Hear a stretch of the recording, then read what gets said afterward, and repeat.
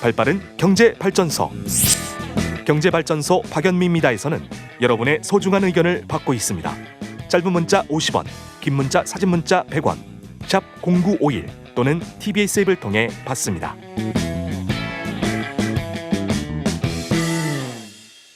제가 오랜만에 6년 전에 썼던 일기를 꺼내봤더니 야, 사람이 살 수 없을 정도로 덥다. 오늘 날씨 알고 보니 34.5도 이렇게 써있더라고요. 그런데 올여름 우리 38도, 39도가 부지기수였습니다. 기후위기라는 단어가 이제 단어에서 현실이 된 시대인데 각국이 기후위기 대응에 속도를 내고 있는 상황이죠.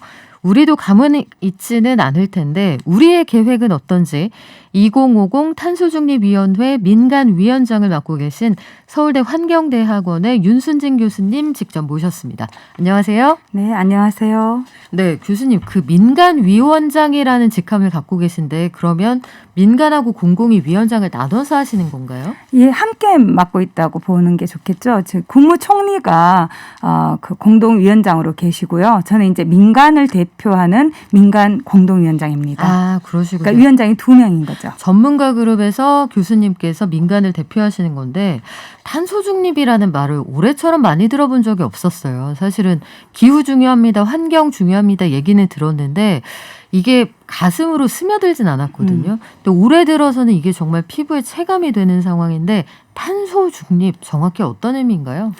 예, 아마 많은 분들이 낯설어 하실 것 같아요. 그 탄소라는 건 이산화탄소 또는 온실기체를 대표하는 온실가스로서의 탄소를 의미하고 있거든요. 그래서 탄소 중립이라는 말은 우리가 사실 일상생활 속에서도 그렇고 우리의 사회경제 활동을 통해서 이산화탄소를 포함한 온실기체를 굉장히 많이 내뿜고 있어요. 사실 그게 지구온난화를 야기하는 온실가스라는 것이고요. 그게 지구온난화를 너무 그러니까 온실효과를 일으키는 물질인데 네. 최근 들어서 너무 많이 배출되면서 온실효과를 과도하게 일으켜서 지표면의 평균 온도가 상승하는 지구온난화가 발생한 거죠. 근데 지구온난화라 그래서 지표면의 온도만 상승하는 게 아니라 이게 이제 대기 흐름이나 해류의 흐름 또 온도 이런 것들을 다 변화시켜서 기후 체계를 바꿔버립니다. 그래서 나타난 결과가 기후변화이고요. 요새는 그것이 너무나 심각하고 대응의 긴급성 이런 것들이 중요해서 기후위기라고 부르죠. 그래서 결국 말씀드리자면 이 기후위기를 야기하는 대표적인 온실가스가 이산화탄소이고 탄소 중립이라는 말은 우리가 배출을 계속 하기만 해서는 이 현상이 계속 더 심각해지겠죠. 그래서 네. 배출을 최대한 줄이고 그래도 줄이지 못하고 남는 부분이 있잖아요. 네. 그 부분에 대해서는 산림과 같은 그런 흡수원을 확대해서 흡수를 한다든지 그것으로만도 부족할 경우에는 우리가 기술을 개발해서 탄소 포집 이용 저장 기술이라는 게 있는데 그걸 통해서 이제 대기 중에 이산화탄소를 제거하는 거죠. 그래서 배출과 흡수 및 제거 이게 플러스 마이너스가 돼서 0이 되는 것. 그걸 우리가 탄소 중립이라고 부릅니다. 근데 제거 흡수 이건 굉장히 어려운 일이기 때문에 사실은 배출을 최대한 줄이는 게 가장 중요한 거죠. 그래도 남는 건 우리가 흡수라든지 제거를 통해서 해결하는 것. 그래서 0을 만드는 것. 추가적으로 대기 중에 더 이상 네. 이산화탄소를 포함한 온실가스를 배출하지 않는 것. 그게 탄소 중립입니다. 그렇군요. 탄소 발자국을 좀 지워보자 이런 작업으로 이해가 되는데 10년 안에 부산이 이 해수면 아래로 들어갈 수도 있다. 아주 극단적으로 그런 시나리오까지 나와 있는 상황인데 우리나라 2050년까지 탄소를 어떻게 줄여나간다. 이 스케줄이 지금 나와 있죠? 아직 그 스케줄이라고 말씀을 하시면 몇 년에는 어떤 행위를 하고 이런 건데 아직까지 네. 그렇게 구체적으로 나와 있진 않고요. 얼마 전에 이제 8월 5일 날 탄소중립위원회가 발표한 건 2050 탄소중립 시나리오 초안이었어요. 네. 그래서 그때 이제 발표했던 건 2050년을 한번 상상해 보는 거죠. 어떤 미래가 될지. 우리가 지향해야 되는 건 탄소 중립입니다. 그래서 어떤 방법을 통해서 배출을 최대한 줄이고 또 아까 말씀드린 것처럼 흡수를 해서 0을 만들 것인가. 그걸 이제 제안을 했는데 방법을 3가지를 제안을 했던 거죠. 3가지요? 예. 근데 앞에 있는 2가지는 탄소 중립이 아니라는 비판을 많이 받죠. 근데 기준은 뭐냐면 국내에서만 그 탄소 중립을 실현할 건가 아니면 해외까지로 넓혀서 할 건가의 문제인데 이란 이안 같은 경우는 파리 협정조차도 해외에서 조림을 하거나 또는 뭐 국제 탄소 시장을 활용해서 줄이는 것도 인정을 하고 있어요. 그래서 국내에서는 어떠한 행위를 통해서 하더라도 좀 남는 잔여 배출량이 있어서 해외를 활용해서 줄이는, 그래서 궁극적으로는 탄소 중립으로 가는 거고요. 사망 같은 경우는 국내에서 최대한 노력해서 국내에서 탄소 중립을 실현하는 아니죠. 그래서 셋 다 탄소 중립을 지향하기는 하는데 공간의 수준이 좀 다른 거죠. 그런데 그 탄소 중립 시나리오가 의미하는 건 뭐냐면 우리가 시나리오라는 게 그래요. 가정을 다르게 했을 때 어떻게 다른 결과가 나타나는가의 문제이거든요. 그런데 시나리오 1안 같은 경우는 석탄화력발전소가 그대로 지금 현재 건설이 막 끝났거나 건설되고 있는 대규모 석탄화력발전 7개가 수명이 그 당시에도 30년이 덜 찼기 때문에 그대로 유지하는 안이에요. 이라는 석탄 화력 발전소를 그대로 두면서 줄이는 안. 예. 근데 그것도 이제 줄이는 건데 거기에서 우리가 봐야 될 점이 뭐냐면요. 석탄 화력 발전소를 현재로서는 법이 없어서 강제로 그걸 닫게 할 수가 없어요. 그래서 합법적으로 사업권을 인가를 받은 거기 때문에 그걸 인정을 하는 상태에서 만약에 간다면 어떻게 될 건가? 그러면 어떻게 되냐면 탄소 포집 저장이 훨씬 더 늘어나야 돼요. 그래도 국내에서 다 못 줄이기 때문에 해외로 이제 우리가 국제 탄소 시장을 이용하든지 해외 조림을 해야 되는 거죠. 결국 그 시나리오가 의미하는 건 뭐냐면 우리나라 안에서 그대로 유지했을 경우는 우리나라 안에서 탄소 중립을 하는 것은 쉽지 않다는 거예요, 결국은. 그래서 그런 식으로 갈 때 해외를 이용해서 갈 건가 아니면 이안이나 사망 같은 경우는 석탄화력발전소를 닫는 거예요.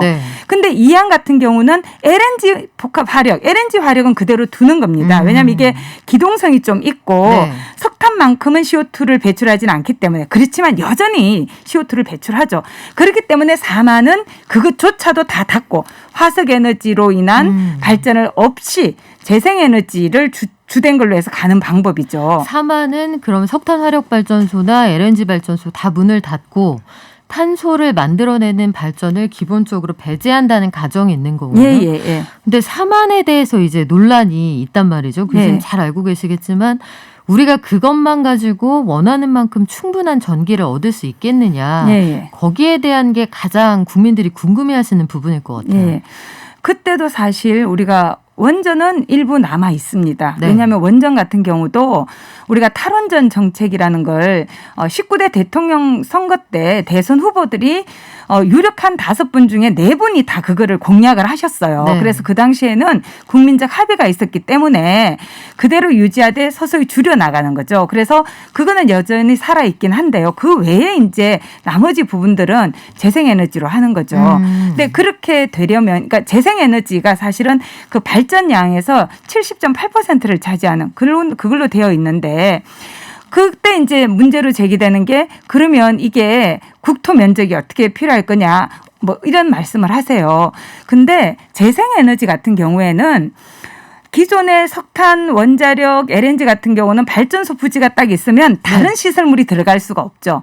근데 태양광이나 풍력 같은 경우에는 특히 이제 태양광 같은 경우는 도심에도 설치가 가능하고 건물 위에 설치가 가능하고 농경지에도 설치가 가능해요. 같은 땅을 다른 목적으로도 쓰면서 거기에서 발전도 할 수 있다. 그렇죠. 그래서 오히려 국토 이용의 효율, 국토 공간의 이용 효율이 높아지는 측면이 있습니다. 그리고 육상풍력이나 해상풍력 같은 경우도 유상풍력을 해도 그 아래에서는 뭐 농사를 짓는다든지 또 가축을 기른다든지 이런 행위도 가능하고요. 바다 같은 경우는 어민들과의 협의를 통해서 이제 함께 이익을 나눠 가지는 방법으로 가야 되겠죠. 그러니까 결국 중요한 건 뭐냐면요. 그거 이외에는 우리에게 방법이 없습니다. 그렇다면 오히려 우리가 고민해야 될 것은 어떻게 그렇게 잘 늘려갈 거냐. 되도록이면 국토에 주는 부담을 줄이고 또 많은 사람들이 이익을 함께 나눠 가지면서 탄소 중립을 해낼 거냐. 이걸 고민해야 되는 거지. 이거는 이래서 안 돼, 저거는 저래서 안 돼. 그럼 우리에게 선택할 수 있는 선택지가 별로 없습니다. 지금 말씀하신 그 국토에서 어느 만큼을 차지하게 될 거냐. 이게 결국은 예컨대 태양광 패널을 설치한다 하면 어디까지를 일명 나대지라고 하는 그 벌판에서 차지하게 할 거냐 이런 논란이란 말씀인데 사실 일반 국민들은 그것도 그거지만 그런 거야 전문가들이 알아서 하시겠지요. 하지만 저희가 정말 궁금한 건 재생에너지를 통해서 충분한 발전량이 확보될지 그게 궁금합니다. 아마 그러실 거예요. 예컨대 이번 여름처럼 이렇게 더운데 에너지를 절감합시다라는 표어만으로는 집에서 에어컨 틀고 싶은 마음을 조절하기가 어렵단 말이죠. 그 재생에너지를 가지고 충분히 우리 국민이 쓸 수 있는 양을 만들 수 있습니까? 근데 이제는 좀 주의해야 될 게요. 우리가 충분하다는 게 도대체 어느 정도이냐. 우리가 이제까지 자연에 대해서 온실가스 배출에 대해서 아무런 비용을 지불하지 않았기 때문에 지금 마주하고 있는 게 기후위기예요. 네. 그렇다면 지금처럼 이렇게 살면 안 되는 거죠. 그러면 우리가 탄소 중립이라는 과제로 우리가 가질 이유가 없는 거죠. 그런데 중요한 건 뭐냐면요. 이제는 기술이 발전해서 도시 공간에서도 충분히 태양광 패널을 설치할 수가 있습니다. 나대지에만 하는 게 아니라 건물의 옥상이라든지 지붕, 벽면, 심지어 유리까지도 가능하고요. 또 우리나라는 공동주택이 아파트와 같은 공동주택이 전체 주택의 절반이 넘었거든요. 심지어 그런데 발코니에도 미니 태양광을 설치할 수가 있습니다. 실제로 돼 있는 단지들이 꽤 많죠. 예, 이제는 많이 늘고 있죠. 그리고 주차장이라든지 우리가 유휴지로 활용할 수 있는 공간들도 굉장히 많습니다. 문제는 그게 이제 설치를 했을 때 경제성이 좀 떨어졌기 때문에 사실은 사람들이 투자를 하지 않았던 거죠. 그래서 경제성을 맞춰주는 게 굉장히 중요한데요. 앞으로는 사실은 탄소 배출에 대해서도 우리가 이제까지처럼 무료로 할 수 있는 세상은 아닐 수 있습니다. 지금 전 세계적으로 예를 들면 EU 같은 데서도 탄소 국경 조정제라 그래서 탄소 배출에 대해서 충분한 비용을 지불하지 않은 그 EU 영내로의 수입품에 대해서는 비용을 지불하도록 만들겠다는 거거든요. 세계가 지금 바뀌고 있어요. 이미 기업들의 경우에는 지금 오염물질을 배출할 때 예컨대 대기에다가 오염물질을 배출할 수 있는 일종의 보이지 않는 쓰레기 봉투 같은 걸 사잖아요. 사고 파는 시장도 열려 있고 그런 것들을 일상생활에서도 우리가 감당할 계획 혹은 마음을 먹어야 한다는 건데 지금 말씀하신 것처럼 세 가지 안이 있다고 하셨어요. 첫 번째는 석탄 화력발전소 그대로 두면서 거기서 나오는 배기가스 내지는 탄소 같은 것들을 좀 빨아들일 수 있는 장치를 만든다. 두 번째는 그거는 돌리지 않지만 LNG 정도는 돌린다. 세 번째는 거의 재생에너지만으로 충당을 한다 이렇게 얘기를 하셨는데 일단 세 가지 안 중에 화석연료를 일단 전면 중단하지 않는 안 이거는 지금 채택될 가능성이 높은 상황인가요? 아니면 요건 일단 배제하자 이런 입장인가요? 시나리오란 게 그래요. 이렇게 가자라기보다 이런 식으로 됐을 때는 어떤 사회의 모습이 가능할까. 그래서 결국은 예를 들면 아까 말씀드린 것처럼 석탄 화력을 그냥 남겨뒀을 때는 탄소 포집 이용 저장 기술의 적용이 훨씬 더 커져야 되는 거고. 그런데 그것조차도 지금 얼마나 확실할지 경제성이 있을지 아직은 명확하지 않아요. 근데 30년 뒤를 오늘 우리가 정확하게 아는 건 힘들죠. 2050이라는 건 2050년까지 어떻게 하겠다 이런 아주 장기적인 계획인 거죠. 그렇기 때문에 중요한 건 또 우리가 그 시나리오 수립 원칙으로 채택했던 것 중에 하나가 여러 개가 있지만 혁신성이라는 것도 있습니다. 좀 더 혁신적으로 보자는 거죠. 근데 사실은 탄소 포집 이용 저장 기술은 되도록이면 적게 하는 게 좋습니다. 근데 그렇게 하려면 어떻게 해야 되냐면 배출량 자체를 일단 먼저 줄여야 돼요. 그래서 이 부분은 되도록이면 적용을 적게 하는 게 좋은 거죠. 근데 만약에 이제 석탄을 하게 되면 그것은 화석연료 중에서도 석유나 가스보다도 석탄이 가장 많이 CO2를 배출하기 때문에 그걸 그대로 대기 중으로 배출할 수는 없죠. 그렇기 때문에 이걸 포집해서 이용하거나 저장하는 걸 우리가 생각할 수밖에 없는 거죠. 그래서 석탄을 가동하게 되면 이 부분이 훨씬 더 커지고 그만큼 불확실성이 높아지는 측면도 있고 또 해외에 의존해야 되는 목표가 커질 수가 있다는 거죠. 그 모습을 우리가 한번 비교해 보자는 거예요. 일단 위원장님께서 염두에 두시고 있는 안은 일단은 화력, 특히 이 석탄을 통한 발전은 가능하면 배제하는 시나리오가 바람직하다고 보시는 거네요. 개인적으로는 그렇죠. 근데 아까도 말씀드린 것처럼 우리나라가 법치주의 국가이고 자본주의 국가이기 때문에 아직까지 강제로 그거를 어떻게 다르게 근거가 만들 수는 없는 없죠. 상황이니까요. 그래서 사회적인 합의가 있다면 법을 만들고 네. 그 법에 따라서 또 다양한 사회적인 논의를 거쳐서 보상해주는 방안을 마련할 수 있는 거죠. 사업자의 사업권에 대해서. 이 원전 관련해서는 어떻습니까? 원전이 지금 발전량에서 상당 부분 차지하고도 있고 지금 말씀하시는 탄소 중립만을 기준으로 놓고 본다면 다른 환경오염 문제를 배제하고요. 탄소를 배출하지 않는다는 측면에서는 환경을 보호하는 쪽에 가깝다 이런 주장도 있거든요. 또 원전 관련해서는 이 시나리오에 포함되어 있는 계획이 있나요? 네, 계획이 있죠. 아까 말씀드린 것처럼 지금 사실 우리나라가 탈원전이라는 표현을 쓰고 있지만 원전에서 탈피하고 있는 상태가 아니죠. 우리나라 역사에서 시설 용량 규모가 가장 큰 게 현재입니다. 그렇죠. 앞으로 2028년까지 계속해서 지금 건설되고 있는 원전이 완공이 돼서 가동을 시작하게 되면 가장 많은 용량을 가지게 되는 건 2028년이에요. 우리나라 역사 전체에서. 네네. 예. 그런데 이제 단계적 탈원전은 뭐냐면 더 이상 신규로는 짓지 말고 과거에 그 수명이 닿은 거는 수명이 닿을 때마다 닫아 나가서 서서히 줄여가자. 그래서 그게 언제 끝나냐면 2084년에 끝납니다. 2050년보다도 훨씬 30년 이상 남은 거죠. 2084년이요? 네네. 그러면 자연스럽게 오래된 원전들은 은퇴를 하도록 하고 신규로 신입 원전은 뽑지 않고 이렇게 하면 원전의 총량이 줄어들고 원전을 통한 발전량도 줄어들 테니 이거는 중장기 계획이다. 이렇게 이해를 하면 되겠네요. 예, 그래서 그때도 여전히 원전은 남아 있는데요. 50년에도. 그런데 이제 문제라기보다 왜 우리가 그러면 원전을 더 늘리는 방안을 포함하지 않았느냐. 아까 말씀드린 것처럼 우리나라에서 지금 이건 국정 방향으로 다 합의가 되어 있습니다. 네. 그래서 만약에 이 합의가 새롭게 이루어진다면 그때 가서 새롭게 반영해서 시나리오를 구성할 수도 있겠죠. 하지만 지난 대선 이후에 그리고 신고리 오르코기 공론화 이후에 이 방향을 뒤집을 만한 그런 사회적 합의가 아직 뒤집어지지 않았다는 거죠. 그래서 기존에 있는 합의의 기초에서 그 수명을 그대로 우리가 유지하는 걸 가정해서 그걸 넣었을 뿐이에요. 그런데 지금 또 우리가 고민해 봐야 되는 건 뭐냐면 개인적으로는 그렇습니다. 탄소중립위원회도 제가 위원장이라도 저 마음대로 할 수 있는 건 아니죠. 77분의 민간 위원들이 계시고 18분의 정부 장관님들 그래서 임명 당연직 위원들이 있어요. 그래서 공동위원장까지 합해서 지금 97분인데요. 합의체 기구입니다. 근데 이제 제가 개인적으로는 예를 들면 지금 기후 위기 자체가 원전에 대해서 상당한 또 위협 요인이 된다는 그런 논문들이 계속 발표가 되고 있어요. 왜냐하면 원전은 냉각수를 필요로 하는 건데 이 냉각수로 사용될 바다의 수온이 지금 올라가고 있어요. 강물의 수온이 올라가는 건 말할 필요도 없죠. 근데 다행히 우리나라는 강 옆에는 없고 다 바닷가에 있는데 바닷가의 수온조차도 지금 올라가고 있어서 얼마 전에 한수원이 신고리 3호기 이쪽에는 바닷물 상승 온도에 맞게 그 냉각수 설계 기준을 바꿔야 된다. 이런 제안까지 지금 했을 정도로 해수가 온도가 올라가는 문제 또 작년에 태풍 마이삭 하이선이 왔을 때 염분이 거기 태풍에 섞여 있어서 원자로 6기가 다행히 동시에 이렇게 서지는 않았고 순차적으로 이렇게 멈춰서는 3기씩 멈춰서는 그런 일들이 발생을 했어요.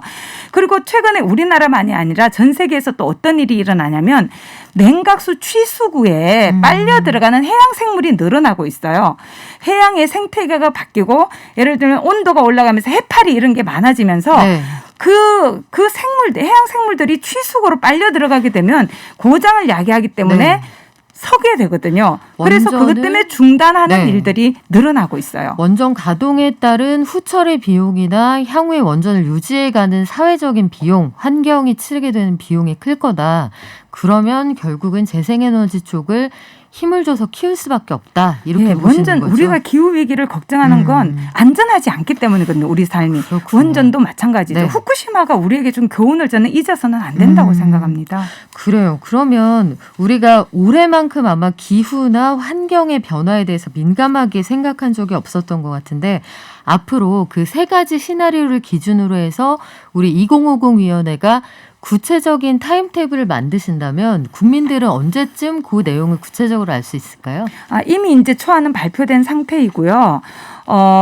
그런데 이제 말씀드린 것처럼 우리가 초안이라고 하는 건 의견 수렴 과정을 통해서 충분히 수정 가능하다는 의미거든요. 네. 그래서 저희가 8월 5일 날 그걸 발표했기 때문에 8월 9월 동안 논의를 좀 계속해서 지속할 예정입니다. 그래서 저희가 지금 논의를 진행하는 방향은 여러 가지 이해 당사자 집단들이 있어요. 그래서 예를 들면 산업계 안에도 업종이 다양하고 그렇죠. 다양한 산업이 존재하고 있죠. 그리고 노동계 또 농민 또 특히 미래 세대가 이 문제에 대해서 관심이 많을 수밖에 없죠. 왜냐하면 더 오랜 기간 동안 기후위기에 노출될 세대이기 때문에 그래서 청년들이 또 최근에는 많은 단체들을 만들었어요. 네. 그래서 그 청년들과도 협의체를 구성해서 대화를 하고 또 시민단체들도 많잖아요. 환경단체, 소비자단체, 종교단체, 교육단체 이르기까지 그리고 또 지자체. 그래서 다양한 채널을 우리가 가동을 해서 협의체를 만들고 간담회를 지금 계속하고 있고요. 또 일반 국민들 의견도 들어야 됩니다. 왜냐하면 기후위기에 결국 노출되고 또 기후위기에 대응해 나가기 위해서 우리가 뭔가 부담해야 될 비용이 있다면 네. 그걸 또 부담해야 되는 일반 국민이거든요. 그렇죠. 그래서 일반 국민의 의견을 듣기 위해서 지역별, 성별, 연령별로 우리가 비례할 수 있는 대표성을 가진 분들로 500분 이상 지금 탄소중립 시민회의를 구성한 상태예요. 그래서 지지난이죠. 벌써 토요일 날 출범식을 하고 오리엔테이션을 했고요. 그래서 지금 사전 학습을 거치고 또 시민 탄소 교실을 통해서 또 학습을 하시고 시민 대토론을 통해서 토론하고 수기해서 여러 가지 의견을 저희가 또 수렴할 예정입니다. 일반 국민들은 이제 아마 이번 주쯤에 탄중이 홈페이지가 이제야 만들어질 것 같아요. 왜냐하면 네. 정부 기구이다 보니까 제가 생각한 것보다 너무 오래 걸려서 저도 굉장히 마음이 네. 급했는데 네. 이 소통의 문이 이제 열리거든요. 그래서 네. 거기에도 언제든지 들어오셔서 의견을 남길 수 있습니다. 네. 호시우행하고 있다 이렇게 이해를 했습니다. 앞으로 탄소중립위원회가 갈 길이 멀기도 하지만 아주 중요한 역할을 하고 계신데요. 국민들의 의견도 적극적으로 반영한다고 합니다. 오늘은 2050 탄소중립위원회 위원장이신 서울대 환경대학원의 윤순진 교수님과 함께했습니다. 고맙습니다. 감사합니다.